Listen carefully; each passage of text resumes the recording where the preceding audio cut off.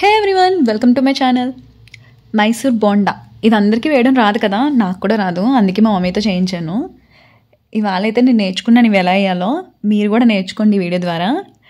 మీరు నా channel visit చేయడం ఇదే ఫస్ట్ టైం అయితే నా ఛానల్ సబ్స్క్రైబ్ చేసుకోవడం మాత్రం మర్చిపోకండి. Let's begin. ముందుగా ఒక గిన్నె తీసుకొని దాంట్లో కొంచెం సాల్ట్, కొంచెం షుగర్ అండ్ కొంచెం సోడా. ఎక్కువ సోడా తినకండి, హెల్త్కి మంచిది కాదు, పొంగిపోతాయని చెప్పి ఉరికేస్తారు బయట సోడా. 2 గరిటెల పెరుగు అనమాట. ముందు ఇవన్నిటిని బాగా మిక్స్ చేసుకొని ఆ తర్వాత పిండి కలిపితే ఉండలు లేకుండా బాగా వస్తుందని చెప్పింది మా మమ్మీ. సో కొంచెం వాటర్ యాడ్ చేసుకుని ఇది బాగా బీట్ చేసుకోవాలన్నమాట. ఇప్పుడు కొంచెం ఆయిల్ కూడా వేసింది, 1 టీ స్పూన్ ఆయిల్. ఇప్పుడు దీన్ని బాగా బీట్ చేసుకుని ఏ లంప్స్ లేకుండా అప్పుడు మనం మైదా కలుపుకుంటే బాగుంటుంది. పిండి మాత్రం లూజ్గా కలుపుకోకూడదు, లూజ్గా ఉంటే బజ్జీ వేయడానికి రాదు కదా. సో మనం కన్సిస్టెన్సీ చూసుకుని కలుపుకోవాలి. ఇప్పుడు బీట్ చేసుకున్న తర్వాత మా మమ్మీ ఒక 2 కప్స్ మైదా అయితే యాడ్ చేసింది దీనికి.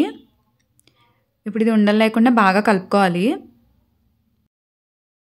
ఒక్కొక్కరు ఒకలా చేస్తారు కదా, ఒకరు ముందు రోజు నైట్ నానబెట్టుకుని చేస్తారు, బజ్జీ మార్నింగ్ వేస్తారు. ముందు రోజు చేసుకున్నది ఏమో నాకు తెలీదు, మా మమ్మీ అయితే ఇన్స్టెంట్గా అప్పుడప్పుడు చేసింది.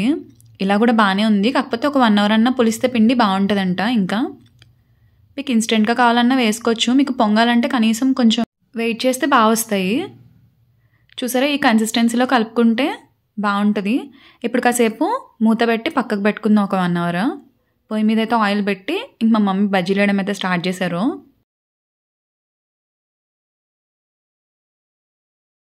నేను వేసాను కానీ అంత మంచిగా రాలేదు నాకు, ఎందుకంటే ఇదే కదా ఫస్ట్ టైం నేను వేయడం. సో మమ్మీ వేసినవే నేను పెట్టాను ఇందులో.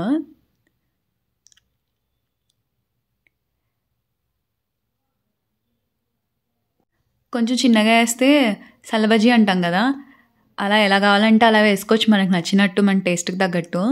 ఇవి నార్మల్గా ఫ్లిప్ చేస్తుంటే ఫ్లిప్ అవ్వట్లేదు అనమాట, అందుకని మా మమ్మీ ఇలా తిప్పుతున్నారు. అంతే, అయిపోయినాయి ఆల్మోస్ట్ బజ్జీ. మా మమ్మీ అయితే ఒక పక్కన చట్నీ చేసి పెట్టింది, నేను రెడీగా ఉన్నాను ప్లేట్ పట్టుకుని తినడానికి.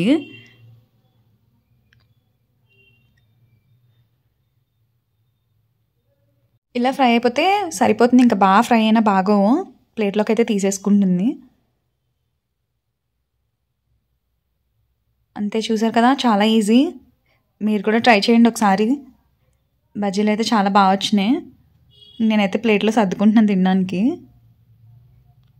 మీరు కూడా ట్రై చేసి ఎలా వచ్చింది ఏంటి రెసిపీ అనేది కమెంట్ సెక్షన్లో కమెంట్స్ అయితే చేసేయండి.